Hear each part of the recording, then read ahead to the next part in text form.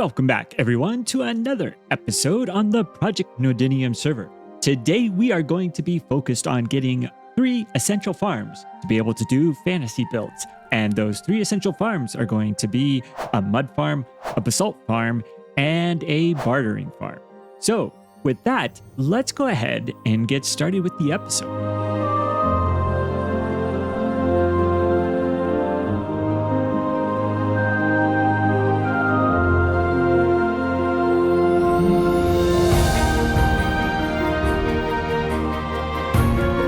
Today's episode is all about getting the infrastructure in place in order to be able to get the blocks we need. And one of the blocks that we need that doesn't really have a farm that you can build is deep slate. So I did a little bit of digging and ended up collecting about 12 double chests worth of cobbled deep slate. That's a little over 40,000 blocks, which I think should be a pretty good start for what we need. So with a fantasy build, as you saw in the time lapse at the beginning, the deep slate, I was able to mine quite a bit of it, so that's not even really an issue. But the other ones that we need to be able to have are mud and smooth basalt, because that adds a nice texture to the deep slate. And in order to get those, the best way to do it is to just have some simple farms that we can put together. The other item that we use a lot of is the crying obsidian, which you know is in our storage room. And some other types of blocks that go really well for fantasy builds are things like quartz and the nether bricks, which we have here on this one. But in order to get quartz and blackstone and nether bricks from a farm, the best way to do that is with a bartering farm. So we are going to have a mud farm, a basalt farm, and then the bartering farm, so we can have ready access to all these types of blocks that we'll use for the rest of the towers that are going to go in around our base. But before we start building the farms, as you might know, the server was recently upgraded to 1.20. And with that, that means we now have access to all of the armor trims. So if we head over to the shopping district, we will be able to get some of those armor trims and get our armor all upgraded. We have over here for the server the different armor trims, which have all been discovered. And I know exactly which ones I want to get. So let me just check what we have going on here. All right, I've checked everything out. So the ones that I want to get are the Wayfinder. I also want to be able to get one of these, the Dune, that's it, and the Coast. There we go. Those are the ones, and now we just need to duplicate those, which should be fairly straightforward. So for the Coast, we need cobblestone, I believe. Yes, there we are. Then for silence, it's the cobbled deep slate. Perfect. For Dune, it is the sandstone. And for Wayfinder, it is the terracotta. And so many diamonds. All right, let me put these back. 1, 2, 3, and 4. And we go 1. Then we go 2. Then we go 3. And then we go 4. And just like that, we have the armor trims all put on. And I think that the emerald is going to work out really well, especially for the skin. So if I switch over to the elytra, the skin blends right in. This is perfect. So we are all set to go. We can just switch it back and forth and everything fits together nicely. Now, the other thing you might notice is that I have a full set of netherite gear. Everything is all upgraded, which I did before we upgraded to the 1.20 so that I'd be able to do it without needing to use the netherite smithing template. So that is everything that we have for our gear.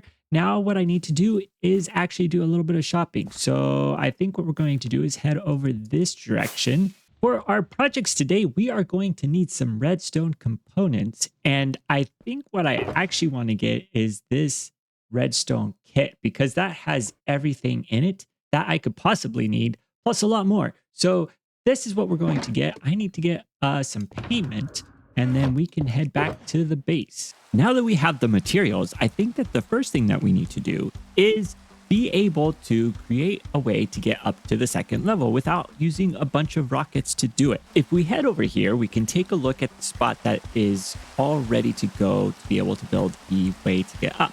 And we've got both entrances up here. We have this one down here. And what I think I'm going to do is create a water elevator to be able to get up to this second level, because that's going to be nice and quick. It's also very efficient as far as space goes. So we just need to put together a few things down here, get the floor and then the walls and everything. That way we can get up and down nice and quick. I've laid out the area that we're going to be working with here, and we can see that we've got one side to go up and then one side to come down. And then what we're going to do is have just a little bit of a space here, so that way we can lead in to where our storage room. And then we'll do the same thing for this side and for this side. So now we just have to put it in the walls and the area around here. Fortunately, I had quite a few of the resources still left over from the building of the storage room to be able to start out with the floor, and we are able to get all of these put into place. And I really like how the smooth stone and the blast furnaces go together. So we're going to get these put in, and that should be everything that we need. Oops, that's the wrong pattern here. That there and that there. One more there. There we go. For this design, I think it'll be best just to keep it consistent with this area that we have here. So we've got all of the different blocks that we need, and we're just going to get these placed in. So we've got the cyan terracotta, we've got the dark oak logs, which we're going to strip.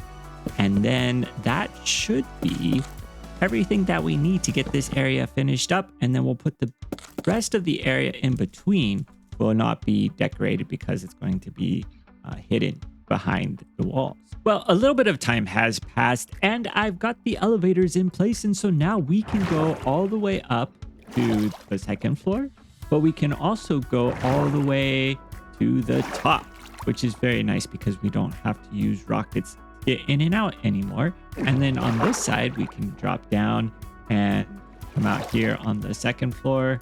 Or if we want to go all the way down, we can do that as well. So the first farm that we are going to be building is a mud farm. And there's a couple of options out there that are very compact, very efficient, and ones that you could easily find just going onto any YouTube channel, such as Mango, who has many different types of mud farms that you can build. But I decided that I would come up with one myself, and it's got some pretty basic components because you need to have a dispenser to dispense the water bottle to turn the dirt into mud.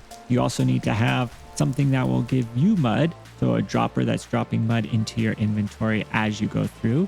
And then the other thing that you need to be able to have is a system that will cause the water bottles to refill automatically. So with all of those components, there's going to be a lot of similarities between the different types of mud farms.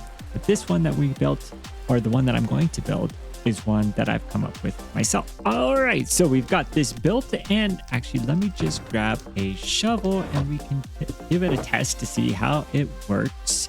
Let's see. So we've got basically the setup that I was describing. So we've got the dispenser with the water bottles. We have a system for water bottles to come up and get restocked. We've got our dirt, which will feed into this dropper, and then the mud, which will come out here, and I don't have a way to get to that. So I'll need to think about what I want to do there. I think I have a way to get into there. But what we're going to do is just test it. So we just need some dirt and put that in our offhand, and then let's see. There we go. And as you can see, I'm now getting mud, and we can just do this, and we should be all set to go. And we'll have plenty of mud that'll come out into this chest down here. And I switched out that glass block with a stair, and now we can access the chest down below without any issues. And I'm just going to put this dirt back in here, and we now have a complete mud farm. So we've completed our mud farm there. The next one that we need to build is a basalt generator, because we need a lot of smooth basalt for the builds, and this generator is going to be the best way to get that. So let's go ahead and I will build it, and then I'll bring you back once we have it completed. And we've got our basalt generator all completed and ready to go. Well, it's mostly completed. It's missing one key ingredient, which is there's no lava. And without the lava, obviously it's not going to be generating any basalt, but I'll get that. And then once it's added in, this will be good to go. It's a little awkward getting in and out. This space is just barely big enough to make it fit, and I had to do some little maneuverings to get the redstone to work. But it's going to be able to produce us quite a lot of basalt, and we'll have the chest right here in the front to make it really easy to get out. But with the basalt generator all done, the next thing that we need to do in order to get smooth basalt is to put in place a little bit of a smelting system, which I think will go into this room up here in the top level. So let me get a few things and then we can get that built. So what we are going to need are some furnaces, we're going to need some chests, and we're going to need some hoppers. And then to build it, we are going to put a couple chests on each side. We're going to run a line of hoppers into the chest. On top of the hoppers, we're going to place the furnaces going along in a row just like so. Behind each furnace, we are going to place another row of hoppers going into the furnace. Then we're going to place a bunch more chests on each of those hoppers that we just put in. Put some more hoppers down on top of the furnaces. And then the final step is another set of chests on top. And that will finish everything off. And the system is complete. Now, is this a little bit of a simple system? It is. It's definitely simple, but I think that it's going to serve the needs that we have for the projects that I'm going to be doing. We don't need something that's super massive. I think this size is going to be perfect. The next farm that we are going to be working on is one that has to be built in the Nether. So I've moved the Nether portal to the Nether roof up into this room, and I've added in a portal down here to be able to make it so that we can get into the Nether without ending up on the roof. And if we land over here, we can see here is the Nether portal. So let's head in there and then we can get started with building this farm. Here in the Nether, we can head over here and see that the farm that we are going to be building is going to involve these guys, which will be our bartering friends. And I have two.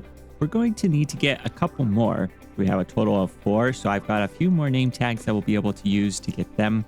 And I think what we're going to do is just build a little bartering area right here. So we got to clear out these trees and then get the building started. I've cleared out the area so that we now have room to build a little bartering station, and this isn't going to be a very large one because there's only 3 items that I want to be able to get from bartering, which would be the blackstone, obsidian, and crying obsidian.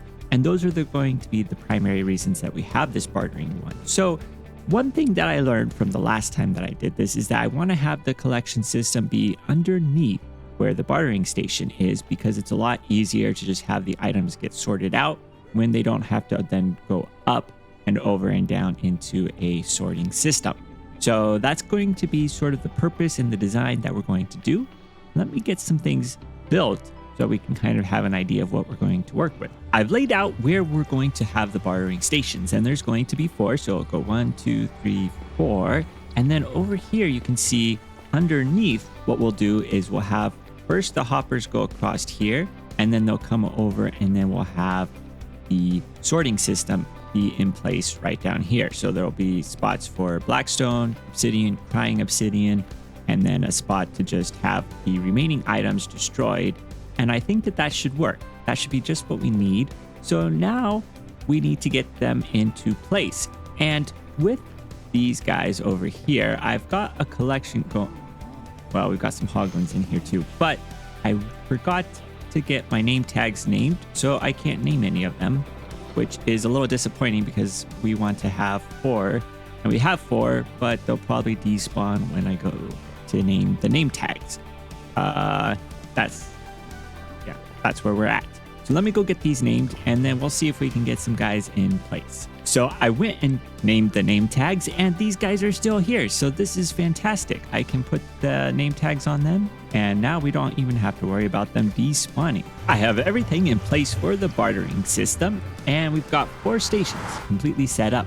We also have down here the sorting system all ready to go. Now, I don't have enough items to actually make the sorting system functional, but we do have just about everything ready to go for this system. The next thing that we need to do is just enclose it in a building, because right now just about anybody can come in. So we've got these piglins, We've got the, where are they? The hoglins. The hoglins are somewhere. They always show up. So we need to make this a little bit safer so that we can just come through, get everything that we need, and open chests without having to worry about any sort of danger. And I think that we have this room all finished up. It probably could use with a little bit more decoration, but at least now we are safe from being able to have any hoglins or piglins spawn in here. Now, originally, I was using the warp blocks to be able to have a little bit of a brighter red in the floor, but then I realized, obviously because they're full blocks, that they would be able to be spawned on. So I've switched to slabs, and we have the crimson slabs down below, and then we have the warped crimson stems.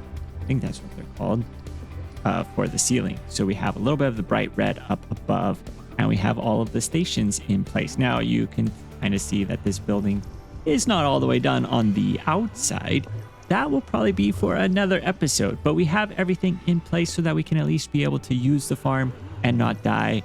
And then we can go down to where the sorting system is and everything will be all good to go. In today's episode, we have been super productive in getting 3 farms built that will be essential for all of the projects that we're going to be doing on this base. And because we have those farms done, as well as mined out all of that deep slate, we are going to be able to do a lot of building in the future without having to do a bunch of resource gathering to get started. But the time that it took to build all of those farms means that we have run out of time for this episode and won't be able to do any larger building projects today. Those will all be coming next time. But before we go, if you enjoyed today's episode, please leave a like. If you want to see more, please subscribe. And until next time, see you later.